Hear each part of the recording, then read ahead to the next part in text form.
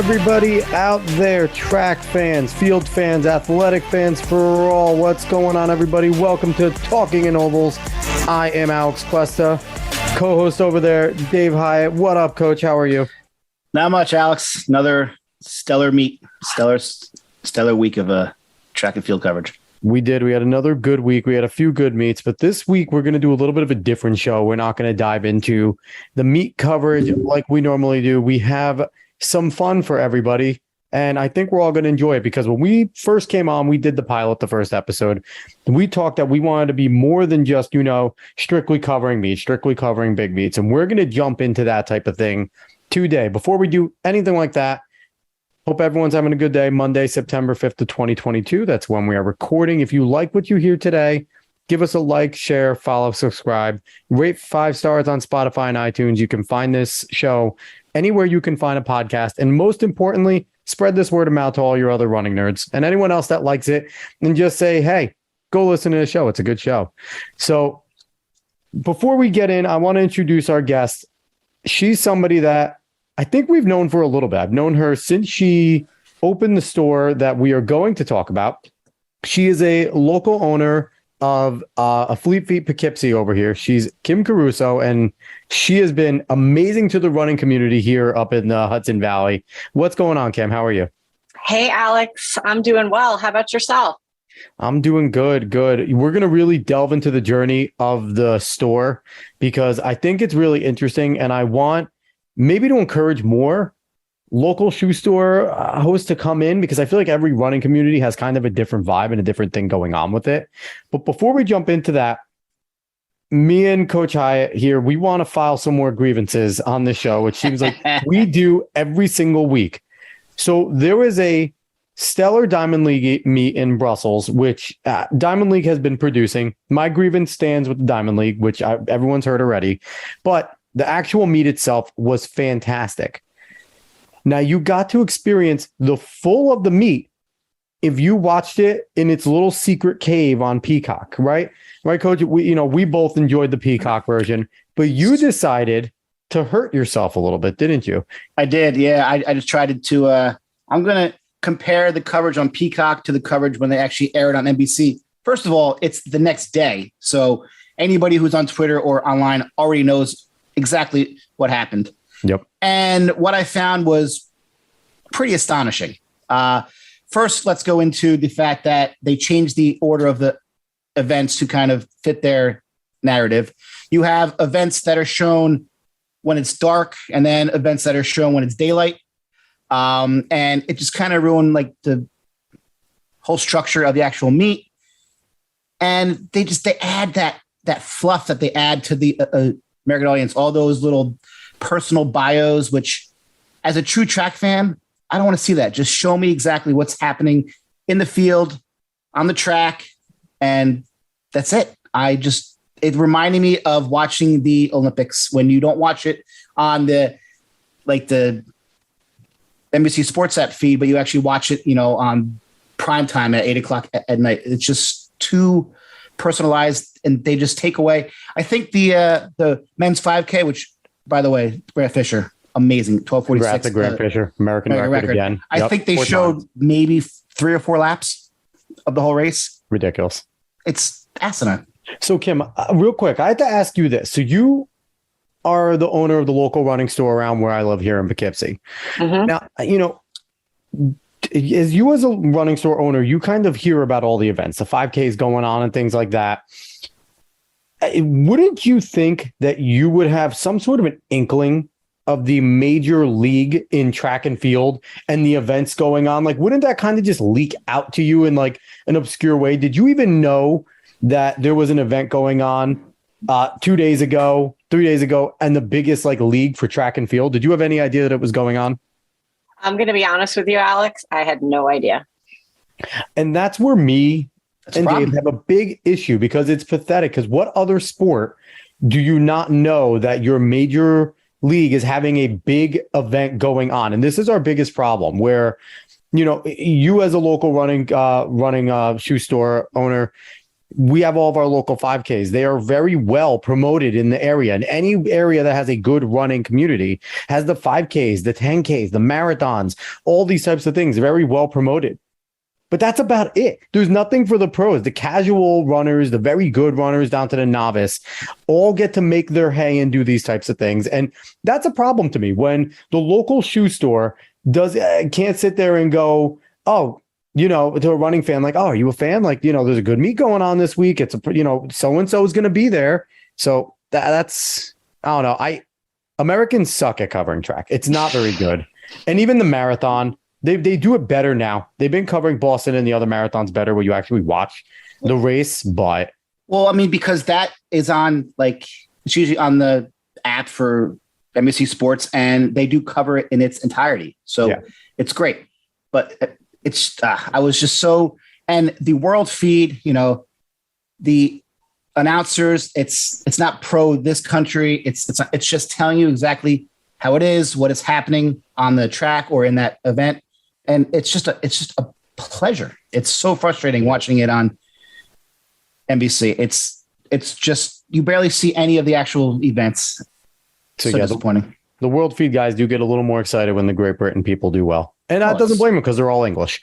Anyway, So let's jump into the meat and potatoes because we got our grievance out. Maybe we'll cover it a little more next week. But I mean, there's plenty of grievance to go around when Americans try to cover track and field. But I'm just glad your grievance wasn't with me specifically. I was getting nervous. I don't know, Kim. No. We'll see what you have to say. We'll see what goes on. There might be some grievances towards the end here. No, I'm kidding. So we're going to jump into Kim because you have a story to tell, because your dream and aspiration was not to own a Fleet Feet store when you were kind of, coming up. Me and you know each other a little bit. So I've, read a little bit about your story locally, but really just delve in. What made you sit there, look around in Poughkeepsie, our local area here, and go, we need a real shoe store? Because before then I ran at Marist College and such, and it was either, try to scour the mall to try and find a decent shoe. But if you're a legitimate runner, you're looking there and you're going, they only have the big name shoes or Nikes. And I just remember at Marist, it'd be like, okay, the ASICS catalog's here. And it's be like, cool, that's what we're doing. Or you're ordering online and hoping. So what made you jump into, giving this rich community we have in the Mid-Hudson Valley a legitimate store with real brands and real shoes? Yeah, so my background is a little bit different than a lot of the runners that you probably know. I didn't grow up running. I didn't run in elementary school or high school, or I was not a collegiate runner. I, like so many other people, started picking up the sport kind of later in life, very casually, just training for a local 5K. And then just realized that we had a gap here in the community where there was no resources in terms of places to get footwear and advice and gear. And I've always kind of come from a place of wanting to own a business. I think I was kind of born with this entrepreneurial spirit. So I always worked in jobs that were, allowed me to kind of work in that way, but I never really felt like I was necessarily in the right place. I was always looking for a way to own my own business, but I just couldn't. It took me quite a long time to figure out what that business was. So then I started running, and I think it was 2015. I trained for a 5K. And that was great. And then I trained for a 10K, and everything went pretty well there. And then I said, I wonder if I could do a half marathon. That seems daunting.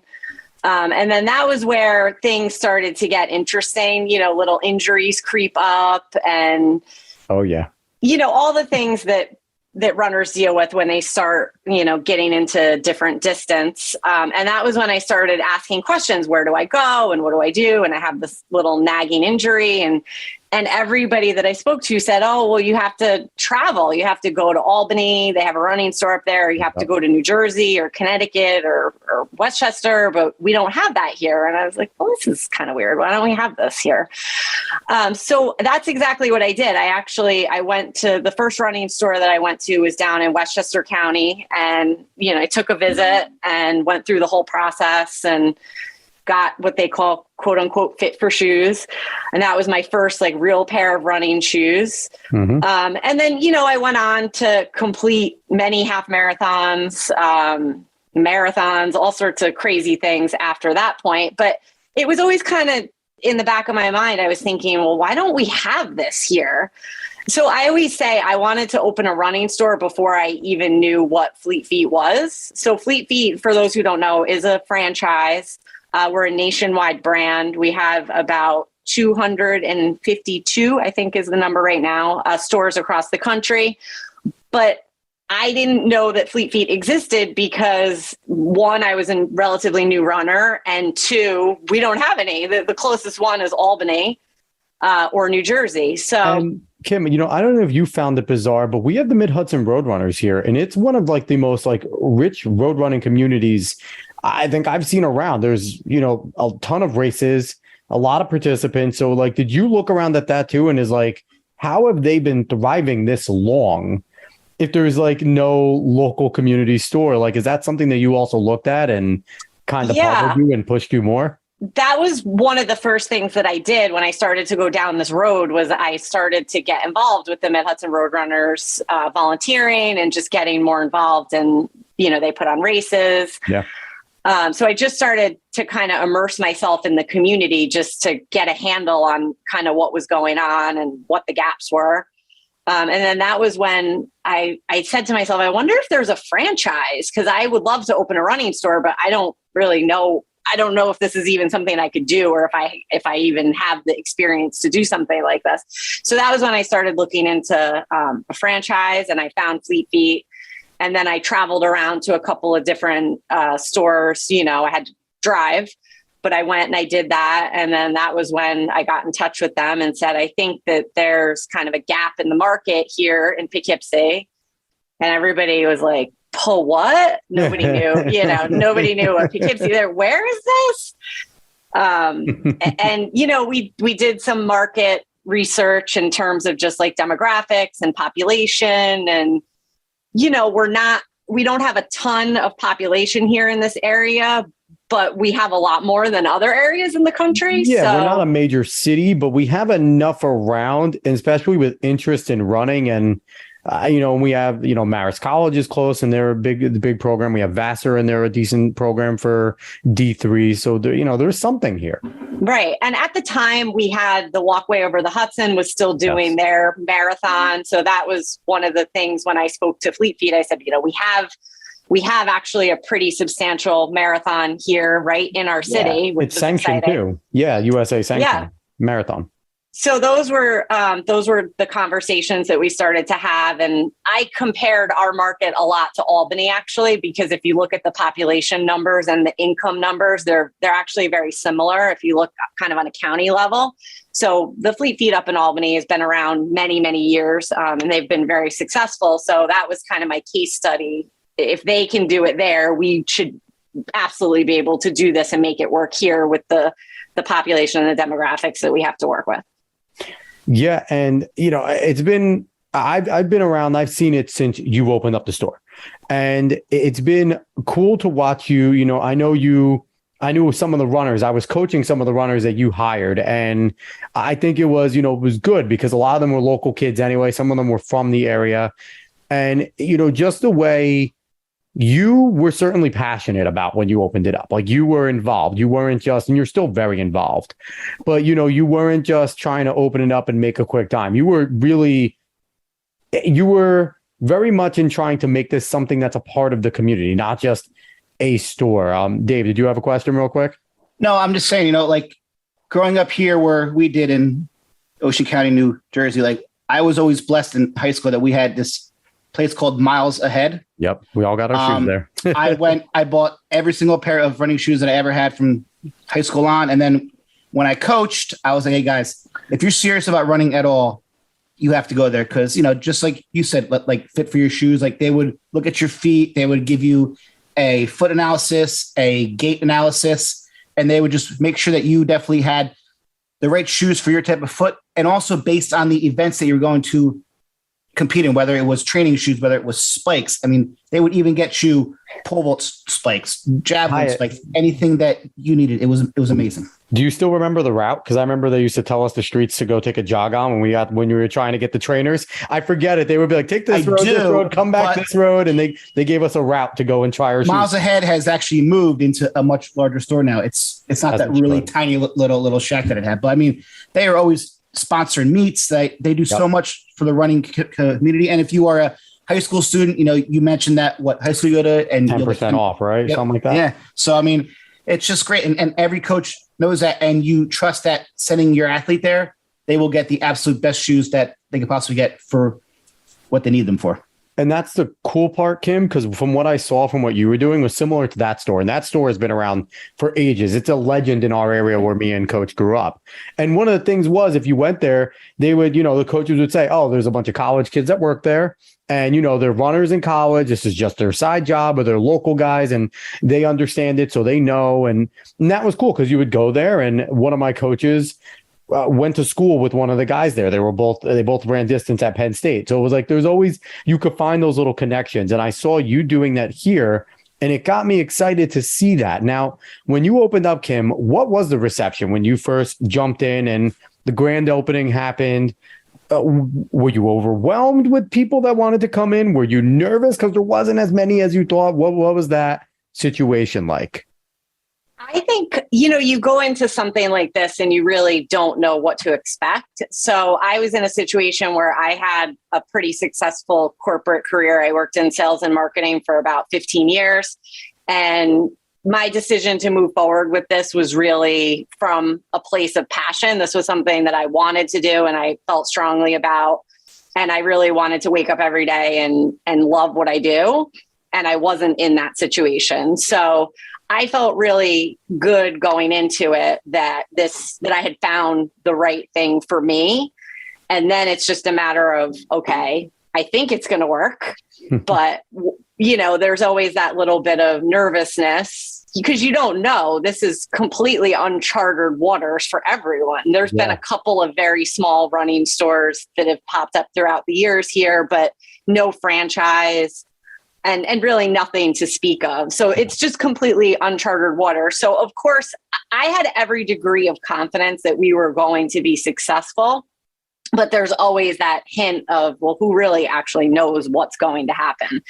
But I have to say, the community was just so warm and receptive to us from day one, truthfully. We got off to an amazing start, and I speak to a lot of new franchisees now who are kind of considering, opening a franchise. And I always say, like, we're a little bit spoiled in Poughkeepsie because we didn't really struggle all that much. We were very lucky in that the community really embraced us and we were able to really hit the ground running.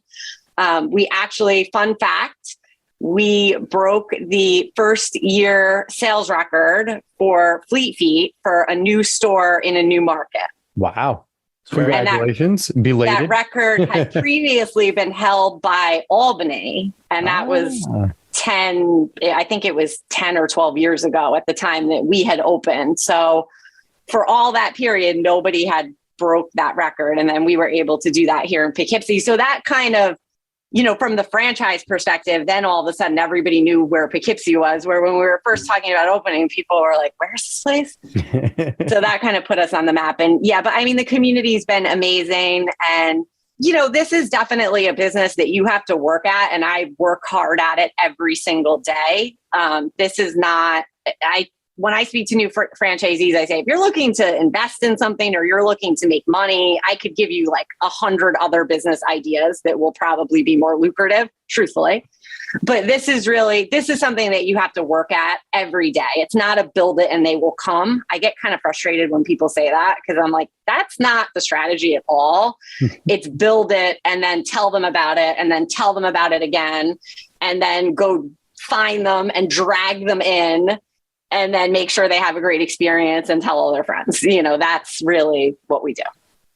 So say you are a parent and your child decides to go out for cross country in the fall for the first time.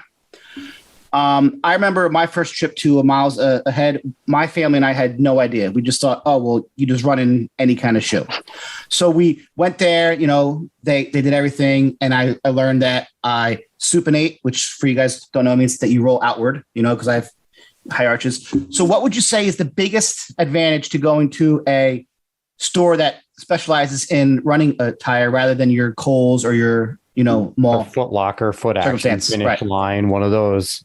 Yeah, I mean, there's so many benefits. I think the first is we have really great technology that we use to aid in the fit process. So we have a pretty cool and innovative 3D foot scanner that takes dynamic measurements of your feet, and it gives us super precise measurements of the foot, the length, the width, the arches, the volume of the foot, the amount of space it's going to take up in a shoe. It doesn't necessarily tell us this person should wear this shoe, but it gives us a bunch of data points that we can use to then kind of narrow down the selection to get that person a shoe that's likely to be more comfortable for them. So you're starting from a point of having accurate data. And the thing that we find the most is particularly when kids come in, I mean, that's who we're seeing right now. Obviously, cross-country season is about to kick off, and that's who we've been helping. We're super busy right now because this is like kind of our busiest few weeks of the year. But these kids don't even know what size they are. I mean, they're coming in. I had one kid, his mom was like, he's a size 14. She said, do you carry 14s? And I said, yeah, we have 14s, but let's get him scanned and let's check his size and let's see what's going on. So I measure the kid. The kid's like a size 10. So I said to him, I said, did you wear shoes in here? He said, yeah. I said, could you put them back on for me? So he puts the shoes back on. I bend them in half, literally. And his foot, and the mom goes, oh, she said, I had no idea. She said, he told me he was a 14. So things like that happen every day. And people have no idea. He told, like, I don't know. I get mad at that mom. Like, he told me, like, I don't care what he tells you. Right. I digress. This isn't a parenting show, but I'd imagine, Kim, you see all sorts of types. I'm sure. We see all the things. So it's great when parents bring their kids in and, kind of with the willingness to learn and be open to possibilities. And then they know that they have the resource where we can help to guide them. Whether it's just a trainer or whether it's a spike. I mean, we get a lot of kids this time of year who come in and they want spikes, right? That's like the buzzword. I need spikes. I need spikes. First question, what grade are you in? Seventh grade. Okay, you don't need spikes. We'll give you some waffles. Go away. Take some waffles and get away from us. And that's where run your first race first. Right. We can guide the parents because a lot of times the kids, they have a pair of Vans and then they think they need spikes. And then they don't have anything to train in because nobody told them that they needed a trainer. So that's where we're able to spend some time with the parents and say, look, like your son or daughter needs a shoe that they're going to run the bulk of their miles in. Once they get, they start racing, depending on their level of competitiveness, there's different options as far as spikes, entry level, and we can cross that bridge when the time comes. And also, from coaching middle school, I was lucky that I ran in college and coached high school as well, but the majority of your middle school coaches know nothing about running in the first place. They're either coach a different sport or they're just doing it because it's extra money. So they're not always the biggest help. So having a store locally that the parents can go to and actually trust is paramount. Absolutely. I find it awesome that you have the technology you have now because we had over our miles ahead the step in a little bit of water, step over here. Oh, okay, you have a really high arch. And that's what we did. And it was kind of. But it was great, though. These are your shoes. And so, Kim, I'm curious with you, when you have parents step in, running shoes aren't cheap. No. And they come in. Are some parents shocked when they sit there and they're like, you're like, here are the shoes your kid should buy. Your kid has this, and this is what they need. Like they're like I'm a supinator too. Like they supinate. You're not going to put them in a neutral or another shoe because that's going to hurt his arch. Like, do you find that some parents are like, oh, I'm not going to spend that. I just saw the Under Armour one that's $85. It's like, you can go have that. It's going to fall apart and you'll be back in 3 weeks. Or he plays soccer and I get his cleats at Modell's for $35 with the shin guards. It's it really depends. We really have customers who are on both ends of the spectrum. We get the ones who their child hasn't even tried out yet for the team, and they're like, they need all the things. They need the shoes and the socks and the insoles and so there's that. And then there's also the, how much are they? And can I get them cheaper? And so it really depends. Some people are pleasantly surprised. They say, oh, I thought it was going to be more expensive in a store like this. So people are, people think that we charge more because we offer a service, but we don't. The prices are all what they are. It's MSRP across the board for current shoes. So a lot of times, because we have such a one-on-one customer experience, they think that we're more quote unquote expensive. So that happens sometimes where they might think they can get it cheaper. And usually we just explain to them, like, you're not going to really find it cheaper. It is what it is at this point, unless you want to go buy an old model shoe, which you could do, but it's a risk because that's not the shoe your child tried on today, right? He tried on the Ghost 14 and, you can go buy the Ghost 13, but he might not like it. I don't know. They're on 14s now? Jeez. Actually, 15s are coming out, but yes, we're on 14. You hurt the old high school runner in me when you said socks and insoles, because I'm thinking that's a lot of weight. I ran with no socks or anything on my stomach. I ran shoeless because in the mile and 2 mile, I was calculating how much extra weight I'd carry if I had. Runners are crazy, but we get people who want to put insoles from a podiatrist, super thick insoles in a spike. And we're like, no. Not only is that weight, really. That's not the purpose of the spike. That's not going to work. We'll just fit you in these. So, as you're going through the store, what has kind of been the cooperation with any of the local schools? Have you found that they really wanted to partner with you in terms of, like Coach said here, a lot of middle school coaches don't know. A lot of middle school kids is their first time, they're about to run the 1.5 miles for the first time. They're about to step on the track and, maybe do a sprint for the first time, and they're not just wearing their Nikes or whatever. Do you find that there's schools that are coming to you now and going, we're going to try and funnel our team to you? Can you or do you do discounts? What is there? Have you been working with those locally? Definitely. I think, to be honest with you, that we're not even really scratching the surface of kind of the potential there. I think that for us, we've been super busy since we opened. And while a lot of new stores are out doing all these things to try to drum up new business, we've been kind of trying to keep our head above water in a lot of different ways and kind of keep up with our growth, truthfully. So we definitely have been in touch with coaches, and we do spike nights and team nights.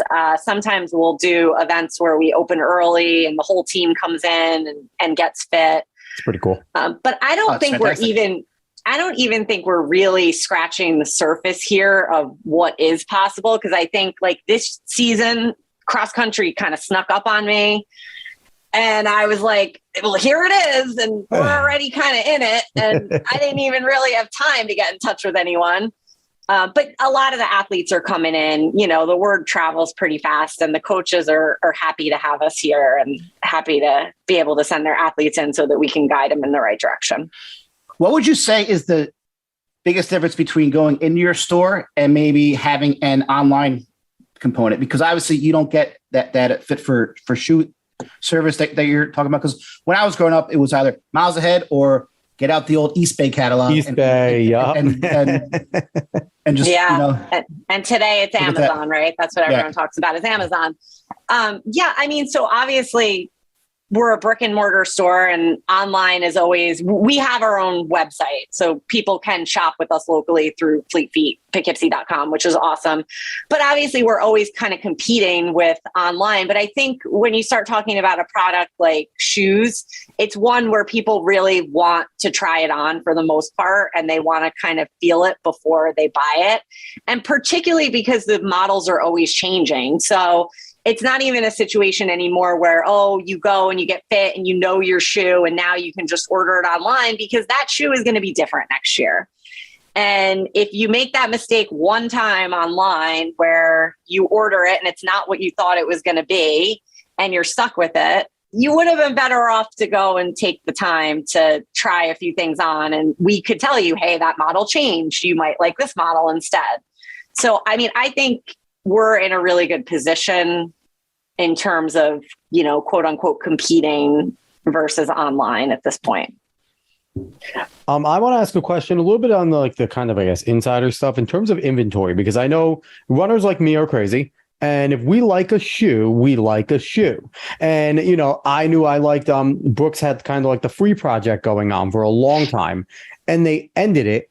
And for me, it was like kind of like, now what, what do I do? So if you find a runner that's neurotic like me, that kind of likes a certain style of shoe and that exact number, and they come to you and it's changed, or you have the ability to help out in terms of ordering the shoe to your store or something like that? Or is what's in the inventory there in that sense? So once a shoe updates, the previous model generally goes on sale. And that's when it kind of becomes a pricing free-for-all, where you can sort of get that shoe for who knows what price online because the pricing isn't regulated anymore. Buy 7 pairs of them all at once. Exactly. Yep. So our goal as a retailer, when an update is coming, we ideally want to be out of the old version by the time the new one comes in. That's in a perfect world. It doesn't always happen. Yeah. But that's sort of the dream, is to not have a single pair left, and then the new version comes and everybody's happy.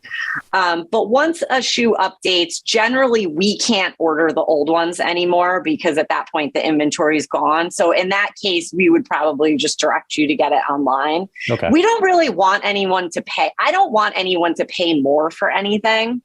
A lot of people say, oh, I don't mind paying more because I want to keep my local running store around, which is great. And that's an awesome thought process, and that's fantastic. But truthfully, I don't want you to pay more. I want you to pay the same thing that you would pay everywhere else. That's really always the goal. So if there's something where I think you can get it cheaper, I'm just going to say you can probably find that online cheaper, and you should probably just go do that if that's really the shoe that you're wanting. Kim, you're awesome. You make the running community happy. I always found it fascinating when I was coaching, trying to explain to the parents that there's not just Nike or Adidas or Reebok. There's a vast amount of shoe companies that just focus on running shoes, with your Brooks, your Hokas, your Mizunos. And I prefer, when I ran, I loved Saucony or Saucony. By the way, do you know the proper way to actually pronounce that company? I do. Oh, thank you. It's going to be something we've never heard before. No. So I'm going to give you two different pronunciations. So the correct pronunciation is sock, S-O-C-K, and then knee, like your kneecap. Saucony. In New York, it's Saucony. Gotcha. So it's like punching a knee, Saucony. Now, where's Saucony out of? Because I'm going to say that from now on, just because I want to sound like I'm punching somebody in the knee. So where is Saucony? Where are they located? Do we know where their base is? I have no clue. I don't know. Do you know? No, but I'm going to look that up. I'm just glad now that I know, because we would, being track nerds, we would debate that all the time, especially us cross-country nerds, more so than it's definitely the most mispronounced brand in the store. Although Hoka, we get some interesting pronunciations of Hoka. Hokas. And the on shoes, on running, the on clouds. We have at least 4 customers a day call those QCs for whatever reason. I think the logo looks like a QC. So it's founded in Kutztown, PA in 1898. Okay. I thought it was Massachusetts, but it is Pennsylvania. It's headquartered in Waltham, Massachusetts. That's where it's headquartered. Okay, that's what I was thinking. Founded in Kutztown. But Saucony, I thought that was going to be somewhere in Europe. That does not sound like an American company. Okay, there we go. So you learned something new. So everybody, the debate is over. It's Saucony. Go punch a knee and wear those shoes. Anyway, so as you come in the store, as you get all sorts of types, you get your casual runner, your new runner, your experienced runner. What's the difference between someone that comes in that has run up to an amount of marathons, or they're competitive in college, high school, and they've been doing this for a little while and they kind of know what they want, but they're there to talk to the experts and kind of pick your brain a little, versus even the casual runner who, just runs all the time and dabbles in 5Ks, marathons, but isn't as serious about it? What's the difference for you when you find those two different types of runners? Yeah, I mean, the more experienced runners tend to know what they want, and they tend to have an idea of something that they want to try. So they'll come in and say, I've been running in ABC shoe. I read about these new, whatever it is, Endorphin Pros or Nike Zoom Flies or what have you, and I'm interested in trying them. And then in those cases, we're just kind of really steering them, saying, well, if you've had good luck with A, then B, C, and D might be some great options for you to try, and letting them try some stuff on. But any of them debated you? Have any of them kind of debated you on shoes? Like, will you steer them away? And it's like, well, I know. And it's like, then why are you here? Like, have you had those situations where people come and just try and test you and debate you? That happens more often with size than anything else, where people come in and they'll say, oh, when we say, hey, we usually do a quick 3D foot scan. It only takes a few seconds just to double check your size and, kind of make sure we're heading in the right direction. And then, oh, great. That sounds wonderful. And then, they're not wearing the right size. They measure like a 10 and they're wearing a 9. And then, you show them the data and you show them and they're like, no, I'm a 9, and they're like, okay, well, let me just grab one just to kind of get your foot in it. We'll kind of see. And then they kind of want to argue like, no, I'm a 9, so I'm like, why'd you come here? Who's easier to deal with, guys or girls?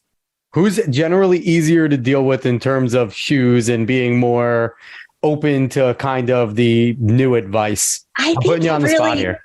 I feel like it hashtag it depends. It really, really depends. I will say everybody is being more color picky lately. Oh, yes. Men and women. And that's really you gotta look across good. The board. Everybody's a little bit more picky about color. I remember like when I got my first pair, I didn't really care. They could have been really any color. They felt great. And that was what they told me to get. And I didn't even think to ask for another color. But with the internet and so much accessibility everywhere, like the color thing, I would say across the board for all genders is just becoming more of an issue. And the real kicker is when it's like the spouse saying, like the husband has on the shoe and he's like, these are great. And the wife's like, I don't like that color, and then he's like, and she's like, yeah, and then he's like, oh, I guess I can't get the color. And we're like, oh, okay. I know also, schools, like kids like to kind of maybe match their uniform colors. So I could see that being something that also matters.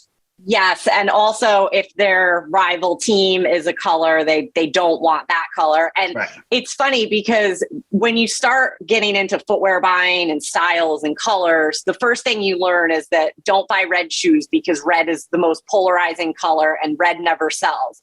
And what's interesting is we have so many red schools here that I'm like, I always want the red shoes. See, I always bought red because I was a weirdo and I'd run with the bright red ones. Like I made sure I found some red and black because Maris hated the color black and they didn't like us wearing it. So of course I did that. And then the red because foxes. You would think in our area that would be in it with ketchup and stuff like that too. Like that would actually be popular.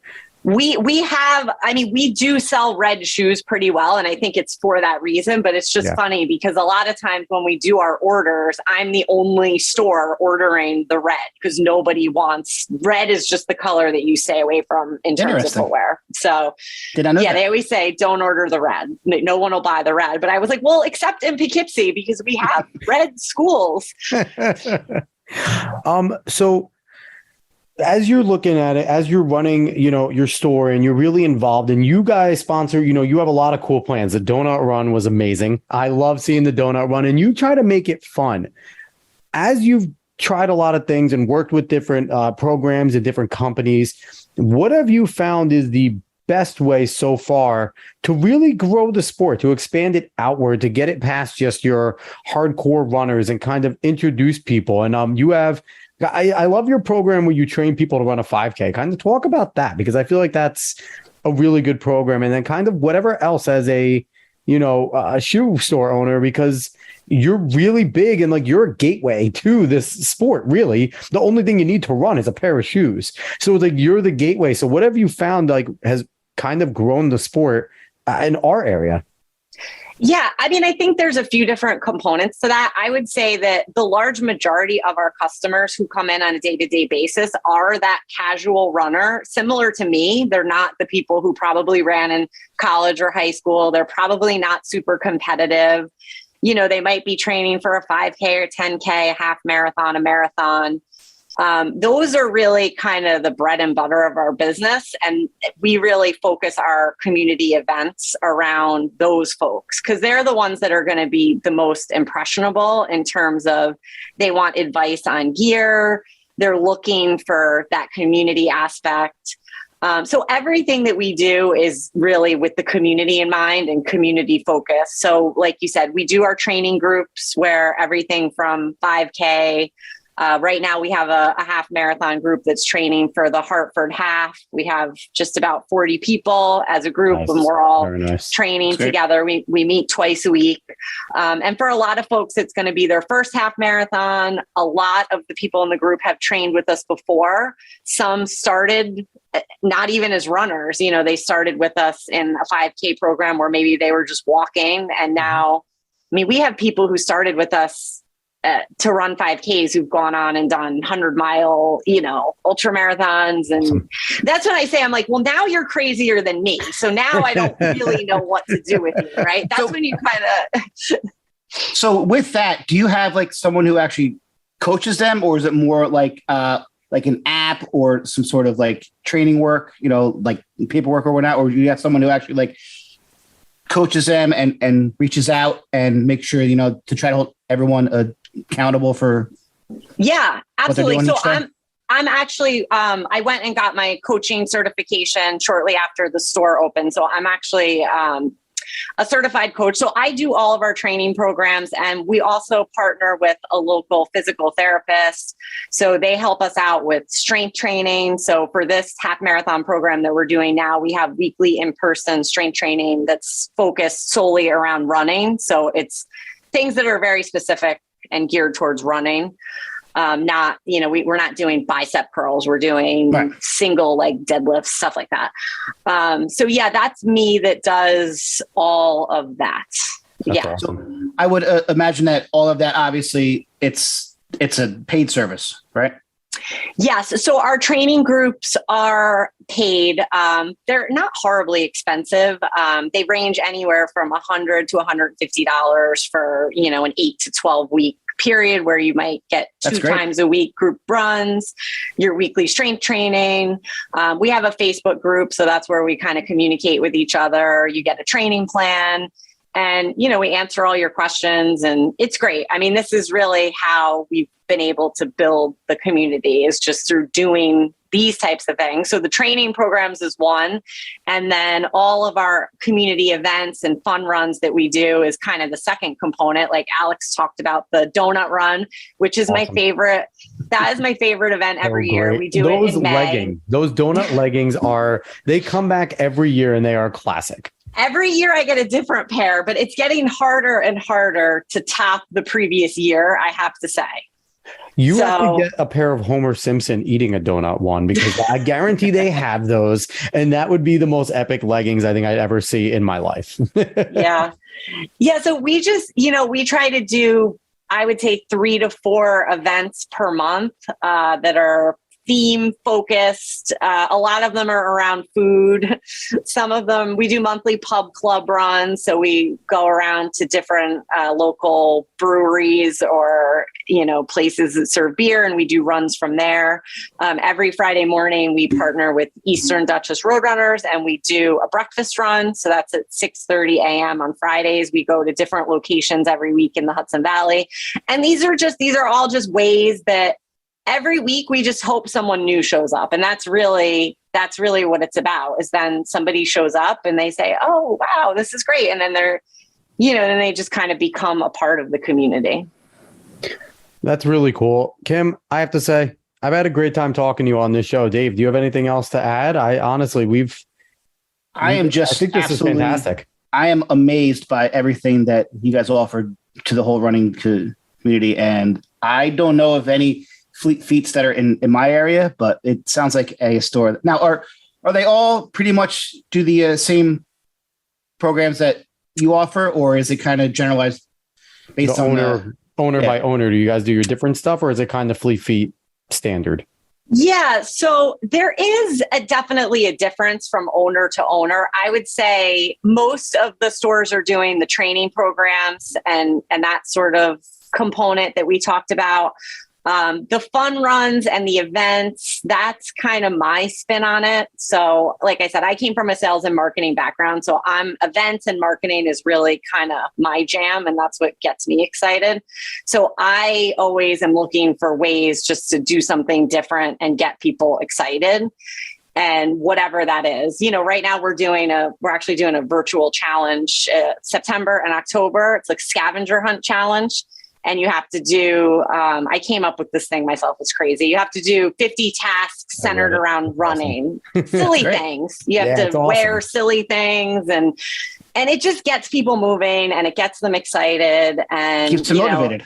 Keeps them accountable because they have to log the activities and, they get a shirt and they get a medal and that gets people excited. So that's really what it's about.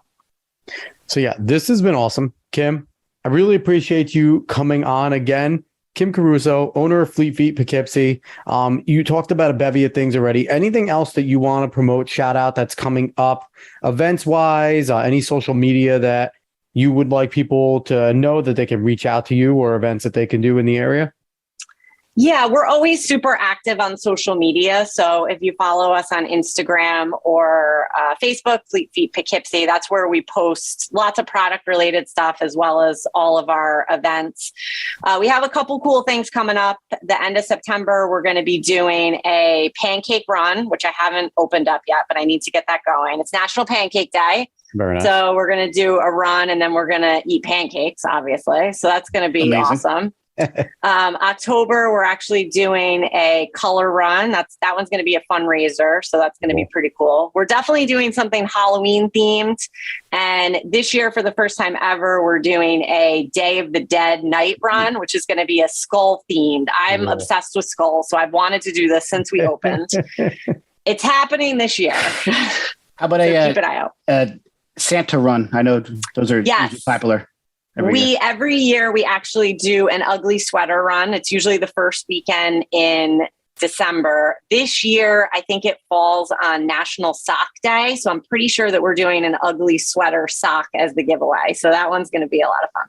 So Dave, we have to keep it in mind. If we ever want to butter up Kim for anything, we just have to get her something skulls related and we'll send it to her. And then we'll put our request for whatever we need from her. Donuts work with also. The skull. Donuts work too. That's a little, yes. Maybe skull and donuts because the donuts are cheap. Skulls are cool. We can find something cool with that. I'm just beyond grateful that we all know how to pronounce Saucony.